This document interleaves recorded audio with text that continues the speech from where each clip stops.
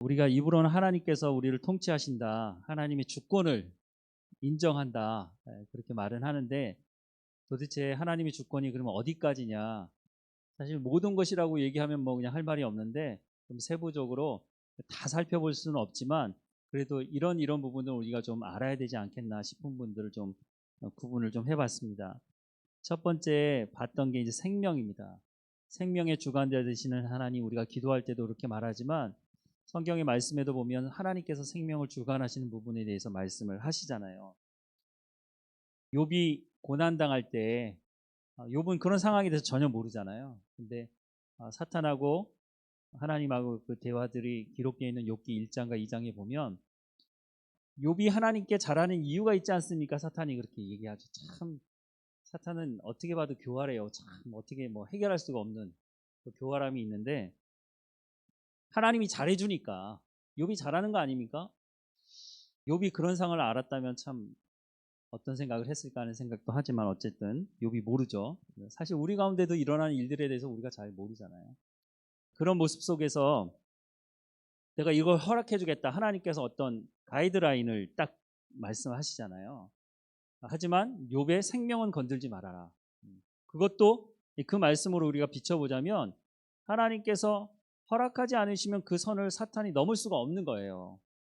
하나님께서 정해준 그 선에서만 욥을 좀 괴롭히는 일을 사탄이 하죠. 어쨌든 성경은 생명을 주신 분도 하나님이시고 생명이 하나님의 손에 달려있고 하나님께서 생명의 주관자라고 말씀을 하고 있다는 거예요. 그래서 이제 한번 말씀드린 게 뭐냐면, 생명이 소중하기 때문에 자살에 대한 부분들에 대해서 잠깐 말씀을 드렸잖아요. 내 생명을 하나님께서 주관하시고 하나님께서 주신 것이기 때문에 생명만큼 소중한 게 없잖아요. 그것을 하나님께서 선물로 주신 거기 때문에 이거 함부로 다뤄서는 안 된다. 그래서 성경에 보면 자살한다고 지옥 간다는 말은 없어요. 그러니까 누가 자살했다고 해가지고 가가지고 지옥 간다 이런 말을 함부로 하시면 안 돼요. 그거는 우리의 결정권이 아니라고 말씀드렸잖아요. 구원은 하나님께 달려있는 것이지, 나와 어떤 관계가 좋은 사람은 구원받기로 하고 나와 관계가 안 좋은 사람은 저 사람은 절대 구원받을 수 없어. 내가 말해봐야 아무 소용이 없어요. 하나님께서 그 사람을 구원하시겠다고 하면 그걸 누가 맡겠어요. 하지만 생명에 소중한 것이 있기 때문에 그러면 자살해도 되겠네요, 이렇게 얘기하면 곤란한 거죠. 참 바보 같은 질문인 거죠. 하나님께서 우리 가운데 생명을 주신 거기 때문에 생명에 대해서는 소중하게 다뤄야 한다는 것에 대해서 말씀을 드렸습니다. 자, 두 번째, 우리가 하나님께서 주권을 다스리는 영역이 어디냐, 우리의 입장에서 사실 좀 보는 거죠. 두 번째는 시간입니다. 시간에 대해서 우리는 참 어떻게 보면 너그럽게 생각을 하는 게 있는 것 같아요. 여러분 약속을 좀 잘 지키십니까? 약속 시간 같은 거. 제가 예전에 친구와 약속을 하고요, 2시간을 그냥 밖에서 서 있는 적이 있었어요. 근데 그때는 핸드폰도 없고 전화할 수도 없고 막 그런 때라서, 그래서 뭐 이거 만나기로 약속은 분명히 했는데 근데 안 나오니까 혹시 제가 그냥 들어가 버리는 그 시간에 또 나올 수도 있잖아요, 친구가. 그래서 처음에는 10분 기다려보고 20분 기다려보고 1시간 기다려보고, 아니 1시간 기다렸는데 좀 더 기다리자. 1시간 반 기다려보고 2시간까지 기다렸는데 안 오는 거 보니까 이거 무슨 일이 있나 보다. 사고가 있는지 아니면 약속을 까먹었든지.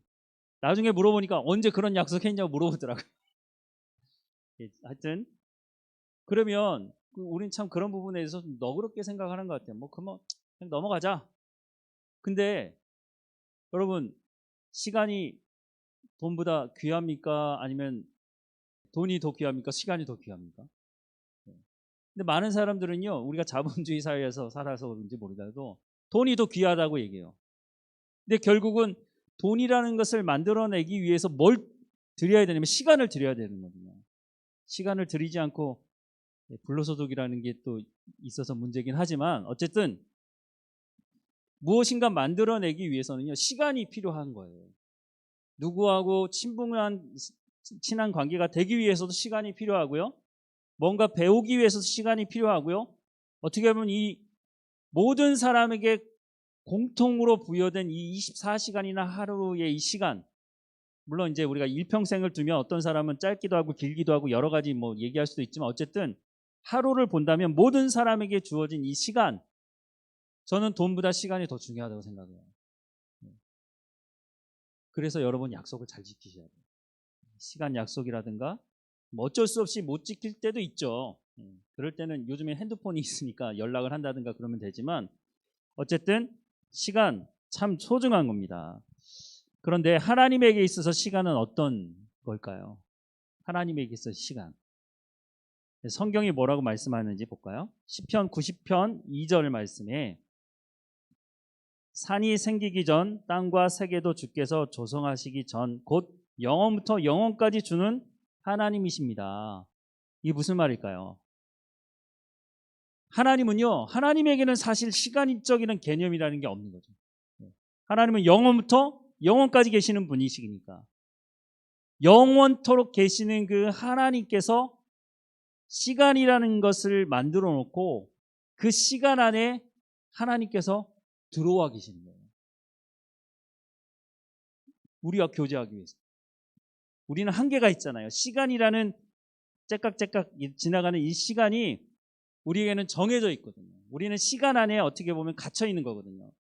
누구 말대로 사람은 태어나자마자 죽음을 향해서 좀 절망적인 얘기지만 어쨌든 누구든지 이 땅에 태어난 사람은 언젠가 시간이 되면 하나님 오라고 하시면 가야 되는 한정적인 시간 안에서 살고 있거든요. 그러니까 내가 병이 있어서 시한부 인생을 살아가는 사람도 있지만 어떻게 보면 모든 인간은 언젠지는 모르지만 시한부 인생을 살아가는 것이죠.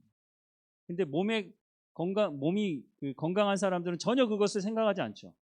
근데 몸에 이제 질병이 있거나 의사가 뭐 몇 개월 아니면 얼마 동안 살 수 있을 겁니다라고 얘기하면 그것만 우리는 시한부 인생이라고 생각하지만 사실 모든 사람들이 정해져 있는 시간, 그때가 언제인지 모르지만 그때의 시간까지 이 안에서 우리가 살아가고 있다는 거죠. 제한적인 삶을 살아간다는 거죠. 하지만 하나님은 영원부터 영원까지 계시는 분이다 라고 말씀을 하고 있는 거죠. 시간이 참 소중합니다. 50대는 몇 킬로로 시간이 간다고요? 50킬로로 간다고 해요. 제가 이제 50대인데 지금 50킬로로 가고 있는지 잘 모르겠어요. 열심히 일할 때잖아요. 그러니까 일하다 보니까 그냥 해야 될 것도 놓치고 하면서 이렇게 시간이 계속 흘러갈 수도 있지만 그런데 어르신들 얘기 들어보면 60대는 60킬로로 가고 80대는 80킬로로 간다는 거예요. 그때 돼봐야 알겠지만 그 말이 틀리지 않은 것 같아요. 제가 오래 살지는 않았지만 뒤를 돌아보면 벌써 내가 이렇게 됐네.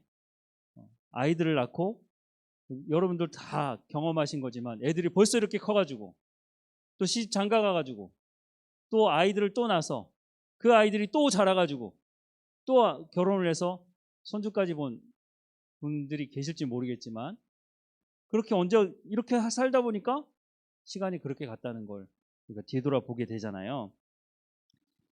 야고보서 4장 말씀에 보면 이런 말씀이 있습니다. 4장 13절부터 17절까지 보겠습니다. 제가 읽을게요. 들으라, 너희 중에 말하기를 오늘이나 내일이나 우리가 어떤 도시에 가서 거기서 1년을 머물며 장사하여 이익을 보리라 하는 자들아, 내일 일을 너희가 알지 못하는도다. 너희 생명이 무엇이냐? 너희가 잠깐 보이다가 없어지는 안개니라.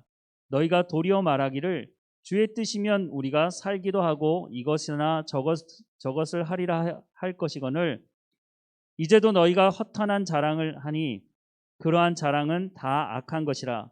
그러므로 사람이 선을 행할 줄 알고도 행하지 아니하면 죄니라 라는 말씀을 야고보서에서 하고 있습니다. 이 말씀에 전제가 있는데요. 뭐냐면 하나님께서 우리를 부르셨는데 그 부르심에 합당할 삶을 살아가는 것이 중요한 것이다라는 것을 얘기하면서 이 말씀을 하고 있는 것인데요. 그런데 보통 사람들은 어떻게 하냐면 장사에서 많은 이익을 볼 수 있는 곳을 쫓아다닌다는 거예요. 돈을 벌 수만 있다면 어느 곳이든지 쫓아가서 그 돈을 버는데 열중을 하는 사람들아. 하지만 너희의 인생이 한도 끝도 없이 그렇게 달려갈 줄 아느냐? 인생이 어떻다고요? 잠깐 보이다가 없어지는 안개 같은 존재가 바로 인생이다. 돈이라는 것이 필요하기도 하지만 그것만 쫓아가게 되면 너희 인생이 그렇게 허무하게 나중에는 훅 하고 없어지는 안개 같은 존재가 될 수 있으니까 뭐 하라는 얘기입니까? 마지막에 읽었던 말씀이 그러므로 사람이 선을 행할 줄 알고도 행하지 아니하면 죄니라. 선을 행하는 것에 대해서 말씀을 하고 있어요. 하나님께서 우리를 부르심 중에 중요한 이유 중에 하나가 뭐냐면 우리에게 착한 행실을 하도록 선한 삶을 살아가도록 우리를 불러주셨다고 말씀하셨잖아요. 하나님을 예배하는 존재로 또 하나님을 섬기는 존재로 만들어 주셨지만 하나님의 말씀을 듣고 거룩하게 흠이 없는 백성으로 살아가는 일상의 삶에서 선한 삶을 살아갈 것을 말씀하고 있잖아요. 그러니까 돈을 쫓아 삶을 살아가다 보면 시간도 허비하게 되고 하나님의 부르심에 합당한 삶을 살아가지 못하게 된다라는 것을 말씀하고 있는 거예요. 나중에 시간이 지나고 나서 뒤를 돌아보면서 후회하는 사람들이 많은가요? 적은가요? 어르신들을 이렇게 보면 내가 그때 그걸 했어야 되는데, 그때 그렇게 살았어야 되는데, 물론 그때는 상황이 되지 않고 여러 가지 이유들이 있어요. 얘기를 들어보면 여러 가지 그래서 못하셨구나 하는 생각을 하는 게 있지만 정말 그때에 한 걸음 더 내가 조금 손해보고 내가 조금 더 열심히 했다면 더 선한 삶을 살 수 있었을 텐데 라는 생각을 하시는 분들이 적지 않다는 거예요. 근데 그런 이야기를 들으면서도 젊은 사람들이나 저도 그렇게 살아야겠구나, 그때 그렇게 해야겠구나 라고 생각하지만 그게 또 만만치가 않더라고요. 여러분 보험 다 드셨나요? 보험. 예. 요즘 보험 안 든 사람이 거의 없는 분들이 거의 없는 것 같은데 제가 보험 없이 살았었거든요. 저는 평생 아프지 않을 것 같더라고요. 저는 아프지 않고 죽을 것 같은 그런 어디서부터 오는 믿음인지 모르겠지만 그런 생각이 들어서 사실은 이제 돈이 없어서 보험을 못 들기도 했지만 그러다가 저희 집안에 한 분이 돌아가시는 일이 있었어요. 병 때문에. 그래서 보험 들어야 된다는 거예요. 난리가 아닌 거예요. 그래서 어쩔 수 없이 이제 보험을 친구를 통해서 들긴 했는데 나중에 또 깼지만 제가 예전에 있던 교회에 증권회사를 다니시는 한 직원이 계셔가지고 제가 물어봤어요. 보험 드시냐고 그랬더니 자기는 보험을 안 든다는 거예요. 그래서 증권회사 다니는데 왜 보험을 안 드시죠? 그랬더니 그 확실하게 자기 어떤 생각이 있더라고요. 자기는 보험에 넣을 돈을 지금 필요한 곳에 쓴다. 지금 내 아이들에게 필요한 교육을 시키고 지금 아이들에게 뭘 할 수 있는 것, 지금 해야 되는 것에 나는 돈을 쓰지. 물론 미래를 위해서 준비하는 것도 중요하지만 내가 지금 하지 못하는 것 때문에 나중에 가서 후회하고 싶지 않다. 그 말을 들어보니까 그 말도 맞는 것 같기도 하고. 그런데 어쨌든 간에 우리 안에 보면 하나님께서 우리 가운데 주시는 이 시간이 정해져 있는데 그 정해진 안에 오늘이라는 이 시간에 내가 선한 삶을 살아가기 위해서 어떤 일을 하고 있느냐, 이 부분들에 대해서 생각해 볼 필요가 있어요. 아까도 말씀드렸지만 대부분은 지금 이 선한 삶을 살아가는 것을 뒤로 물러다 놓고 지금 하는 건 뭐냐면 더 많은 돈을 벌어야 된다는 거예요. 여기를 쫓아가다 보니까 정말 해야 될 것들을 많이 놓치게 되는 거죠. 지난번에도 제가 잠깐 한번 말씀드렸지만 저는 좀 상황이 다르지만 목회자가 돈을 막 이렇게 막 수십억씩 벌 수 있는 그런 게 아니잖아요. 근데 일은 많고 그러다 보니까 새 아이를 키우면서 아이들하고 훨씬 더 많은 시간을 보냈어야 되는 그 시간에 잘 그러지 못하고 일을 많이 했거든요.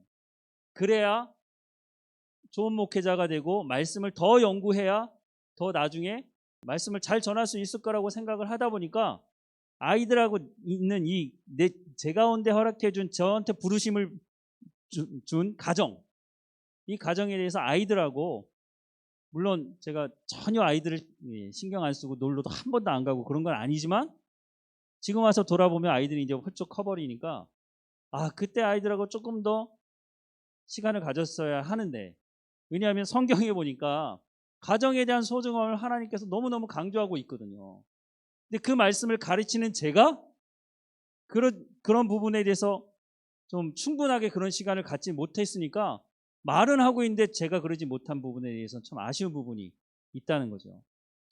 이건 좀 다른 방향이지만 제가 돈을 벌기 위해서 시간을 거기에 쏟지는 않았지만 그래도 지금 내가 해야 될 것에 대해서 하지 못한 것에 대해서는 좀 후회스러운 마음이 있다는 거예요.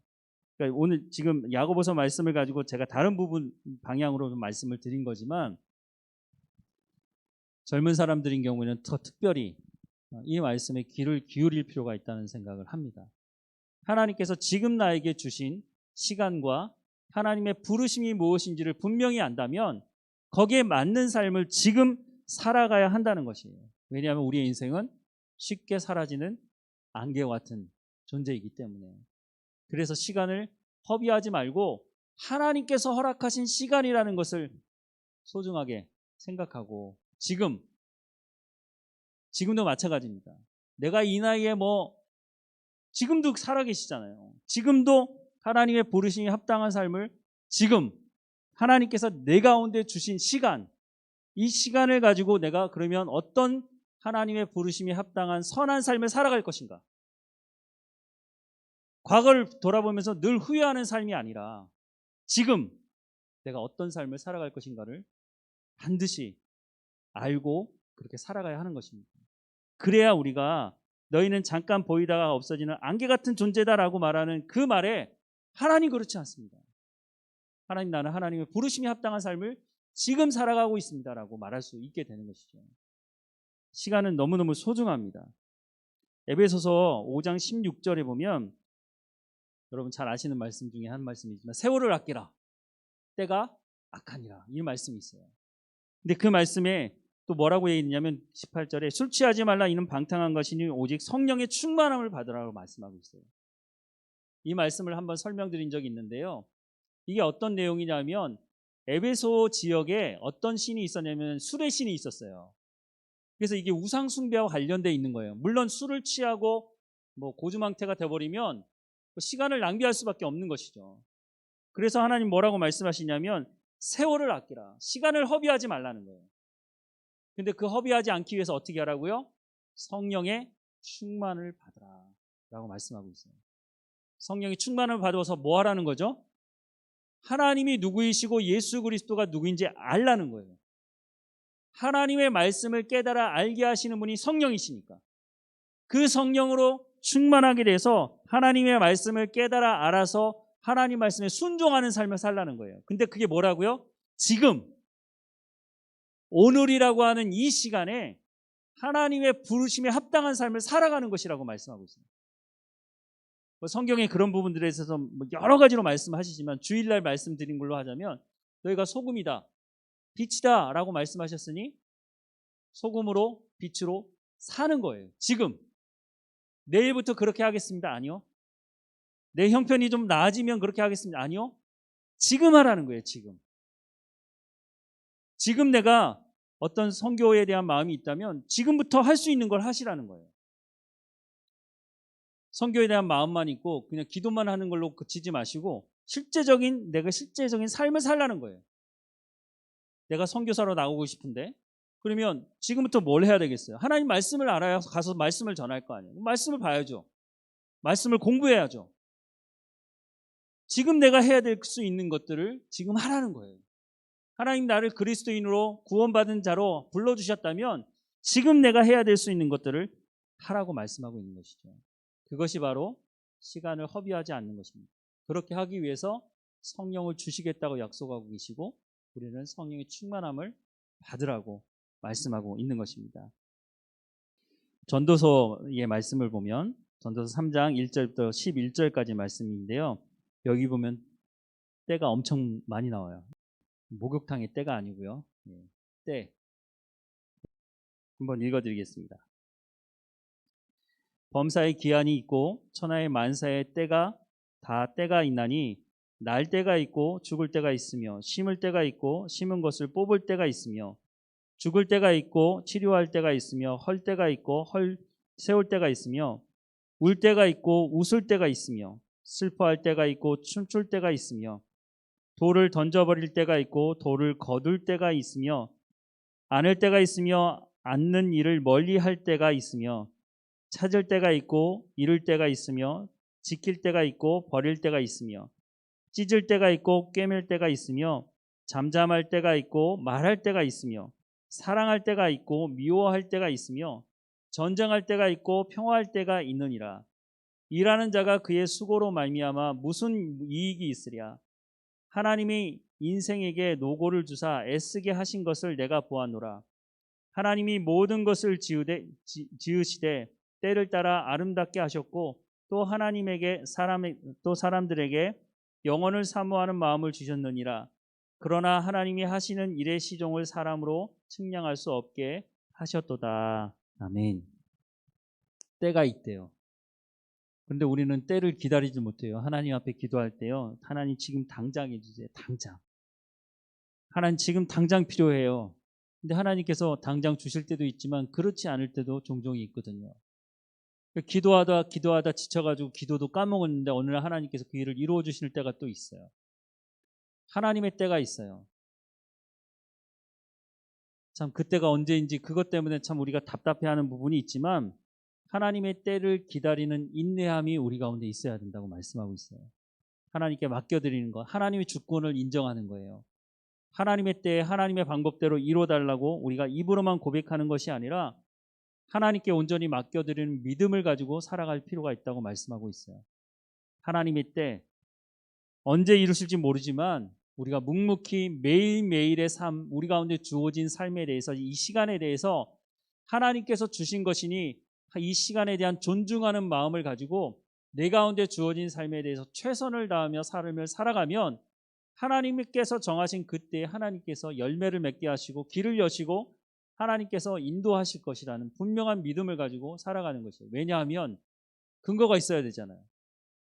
하나님께서는 약속하신 말씀을 반드시 이루시는 분이시기 때문입니다. 하나님께서 우리 가운데 말씀해 달라고 여러분 말씀하셔야 돼요. 제가 신학을 처음 시작할 때도 무슨 마음이 뜨거워졌다고 뭐 그렇게 해서 신학을 하시는 분도 계시지만 저는 그거는 잘 모르겠어요. 그런 분을 신뢰하지 않는다고 말하기는 좀 그렇지만 더 중요한 게 있어요. 마음이 뜨거운 거는요, 식게 마련이에요. 시간이 가면 식을 수 있어요. 구원받았다고 얘기하시는 분들 중에 거기 그런 부분들을 의지하는 분들은요, 평생 마음이 뜨겁지 않거든요. 그러면 그 뜨겁지 않을 때는요, 시험이 와요. 너 정말 구원받은 거 맞아? 너 그때는 그렇게 뜨거웠는데 그렇게 하면은요, 시험에 들 때가 많거든요. 근데 분명한 하나님의 말씀에 기반을 두고 있으면요, 우리의 감정이 어떨 때는 흥분되기도 하고 어떨 때는 차가워지기도 하고 그런 것에 영향받지 않을 수가 있어요. 그래서 당신은 구원받았습니까? 라고 물어봤을 때 네, 저는 구원받았습니다 라고 할 때 그 증거가 뭡니까? 라고 물어보면 뭐라고 대답하라고 말씀드렸습니까? 처음 듣는 이야기처럼 이렇게 눈을 바라보시는데 하나님 말씀에 기록되어 있잖아요. 어디 있어요? 요한복음에 1장 12절에 영접하는 자, 곧 그 이름을 믿는 자들에게는 뭐라고요? 하나님의 자녀가 되는 권세를 주셨다고 하나님이 약속하고 있어요. 제가 여러분들한테 하는 말씀이 아니고요, 하나님이 기록하신 말씀이에요. 하나님께서 우리 가운데 도장을 팍 찍어주신 거예요. 우리가 예수 그리스도를 믿겠다고 내 입으로 고백하고 있잖아요. 근데 이것도 쉬운 문제예요? 여러분 전도해 보시면 아시잖아요. 예수 믿겠다고 하면 여러분 구원받습니다. 영원한 하나님의 나라에 갈 수 있습니다. 아무리 설명해 보세요. 사람들이요, 나 예수님 믿어요 라고 하는 말을요 그렇게 쉽게 하지 않아요. 근데 나는 내 스스로가 누가 강요해서가 아니라 예수 그리스도가 나의 구주이십니다. 내가 죄인이고 예수 그리스도가 십자가에 못 박혀 죽으셔서 내 죄를 용서하신 분이십니다. 내가 고백하고 있잖아요. 근데 고린도서 12장 3절에 뭐라고요? 성령이 아니고는 예수 그리스도를 주라 시인할 수 없다고요. 내가 내 스스로 예수 그리스도를 구주로 영접하고 내가 그렇게 시인한다고 하고 영접을 한 것은 내가 내 입으로 고백하고 있지만 이것이 성령이 아니고는 고백할 수 없다고 성경은 말씀하고 있어요. 그러니까 내가 예수님을 내 구주로 영접합니다 라고 하는 그것은 성령을 통해서 하게 하신 것이고 그렇게 고백한 그 고백이 믿어지는 것이 요한복음 1장 12절 말씀에 말씀하는 것처럼 내가 하나님의 자녀가 되는 권세를 주셨다고 약속하고 있다는 것이죠. 내 마음이 예수님 믿었을 때 뭐 불을 받고 뭐 방언을 하고 뭐 뜨겁게 그렇게 할 수 있죠. 근데 그게 평생 가지 않을 수 있다고요. 하지만 분명한 건 성경에 기록된 말씀에 하나님께서 나의 구원에 대해서 말씀하고 있습니다. 우리는 하나님의 말씀을 믿는 사람들이지 내 감정을 믿는 사람들이 아니에요. 그래서 우리가 하나님 말씀을 분명히 알아야 되는 것이죠. 하나님께서 우리 가운데 주어진 이 시간에 대해서 여러분 다시 한번 소중하게 생각하시고 졸릴 땐 자야죠. 하지만 지금 내가 해야 될 것에 대해서 여러분 하나님 내가 무엇을 해야 되겠습니까? 하나님 나를 부르신 부르심이 무엇입니까? 너무 기도만 하지 마세요. 성경에 다 기록되어 있는데 자꾸 물으면 하나님께서 너 성경 좀 봐라 이렇게 얘기하실 거라고요. 하나님 말씀 보면서 하나님께서 나를 이렇게 불러주셨구나. 그러면 그렇게 살면 되는 것입니다. 자, 다음으로 볼 거는요. 이것도 시간도 만만치 않은데 세 번째 이것도 참 만만치 않습니다. 재물에 관련된 겁니다. 학개에서 2장 8절에 보면 은도 내 것이요 금도 내 것이니라 만군의 여호와의 말이니라. 이 말에 얼마나 동의를 하십니까? 금도 하나님의 것이고 은도 하나님의 것이다. 하나님 무슨 말씀입니까? 금도 내 거고 은도 내 것이고 다 내 건데 왜 하나님 거라고 말합니까? 말하는 분도 계시겠죠. 역제상 29장 12절에 보면 부와 기가 주께로 말미암고 또 주는 만물의 주제가 되사 손에 권세와 능력이 있사오니 모든 사람을 크게 하심과 강하게 하심이 주의 손에 있나이다. 부와 귀가 어디 있다고요? 부귀가 누구에게 있다고요? 하나님께 있다고 말씀을 하고 있어요. 우리가 신명기 말씀을 한번 여러분 기억하십니까? 8장에 보면 하나님께서 이스라엘 백성들에게 가나안 땅에 들어가면 땅도 얻게 하고 집도 얻게 하고 그 땅에서 나오는 여러 가지 풍성한 것들도 다 얻게 하시겠다고 말씀하고 있어요. 굳이 따지자면 돈과 연관된 거잖아요. 이게 재물과 연관된 것이죠. 하나님께서 그렇게 주시겠다고 말씀하시지만 나중에 시간이 가면 이것이 자기의 힘과 능력으로 얻었다고 이스라엘 백성들이 말하게 될 거라는 거예요. 그리고 나서 뭐라고 그러냐면 하나님 필요 없다는 거죠. 그리고 가나안 땅에 우상을 섬기던 사람들을 쫓아서 우상을 숭배하는 삶을 살아가게 될 거라는 거예요. 그렇게 하지 말라고 이미 가나안 땅에 들어가기 전에 말씀을 하시는 거죠. 우상을 만드는 이유가 있죠. 왜 우상을 만들죠? 더 많은 것을 얻기 위해서 우상을 만드는 거예요. 왜 사람들이 지금도 점집에 가서 점을 치고 부적에 뭐 몇만 원에서부터 수천만 원 드리는 돈을 들고 그 부적을 왜 사는 거예요? 그걸 가지고 돈을 벌 수 있다는 거예요. 네가 이걸 가지고 있으면 사업도 성공하고 네가 할 수 있는 것들을 할 수 있다. 소원 성취를 할 수 있다. 그런 것들을 하기 위해서 그런 것들이 제공되는 거죠. 왜 우상을 만들어내느냐면 사람들이 하나님 앞에 하나님 이것도 해주시고 저것도 해주시고 내가 정말 더 잘 되고 잘 먹고 잘 살게 해달라고 막 기도하는데 하나님이 그렇게 해주지 않으시는 거예요. 왜냐? 사람이 왜 타락했습니까?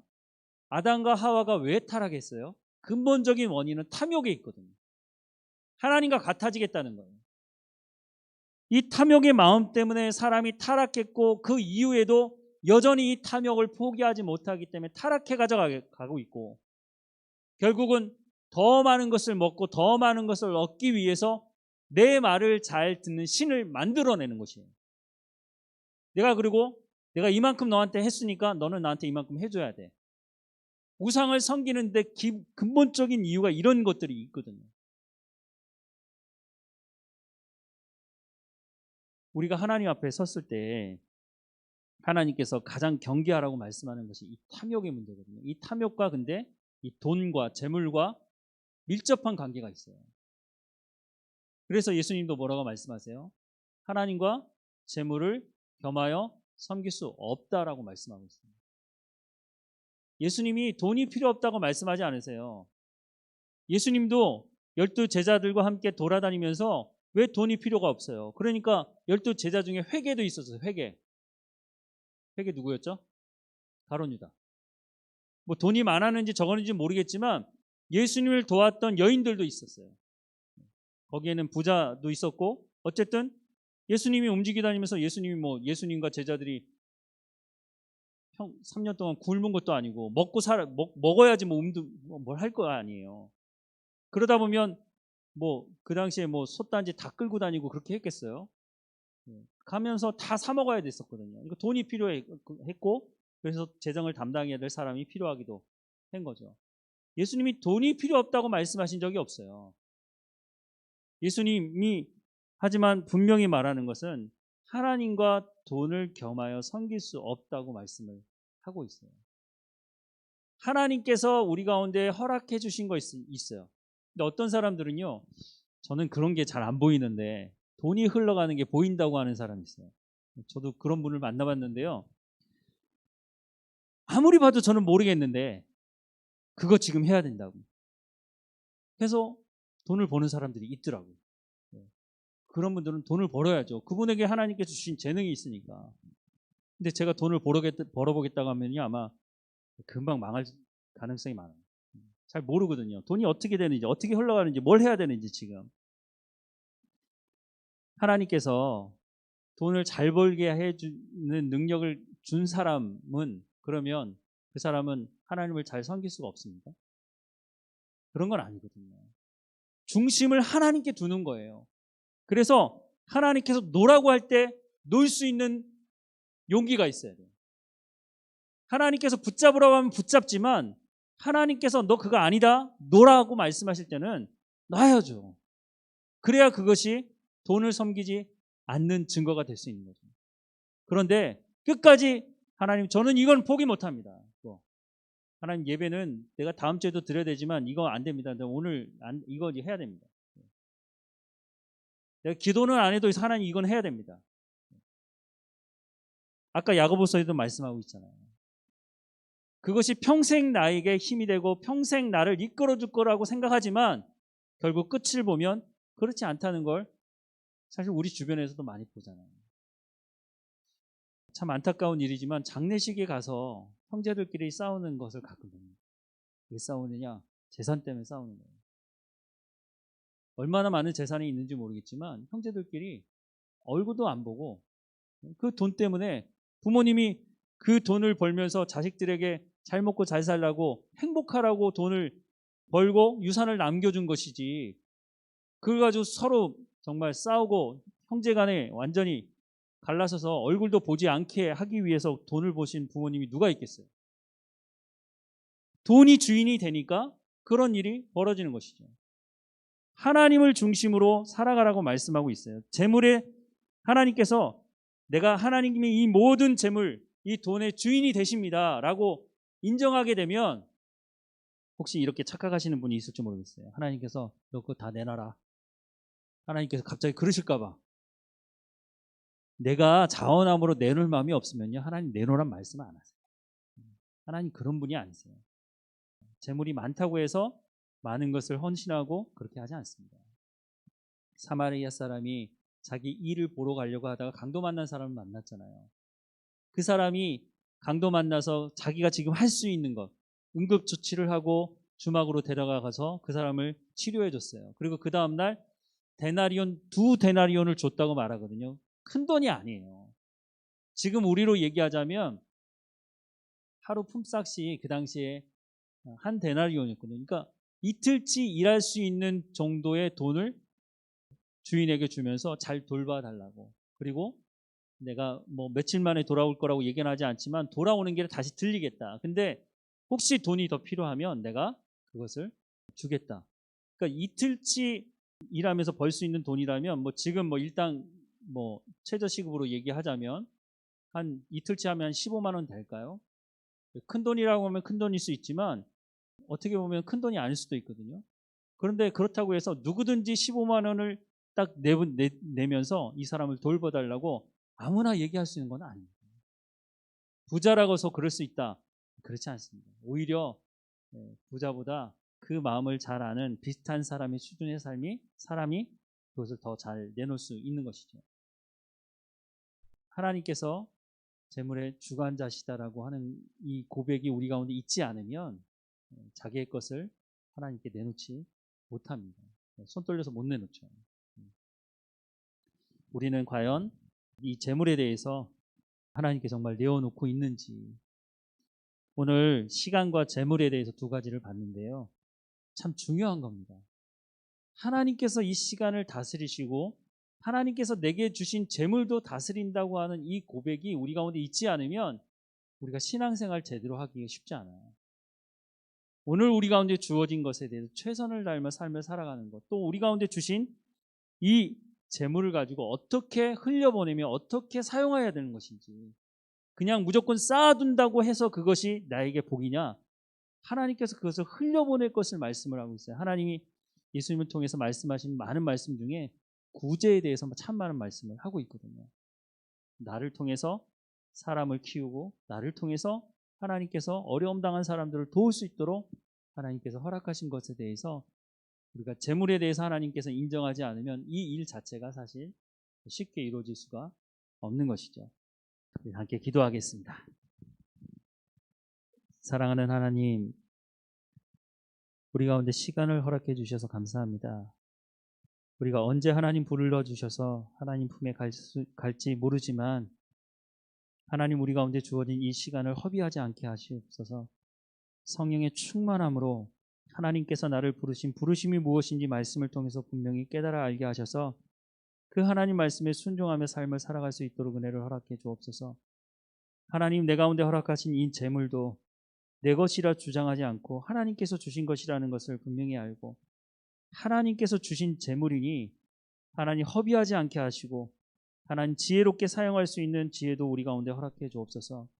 하나님께 주신 이 재물을 통해서 생명을 살리는 일을 행하게 하시며 하나님 이 재물을 통해서 하나님의 영광을 드러내는 삶을 살아갈 수 있도록 또한 은혜를 허락해 주옵소서.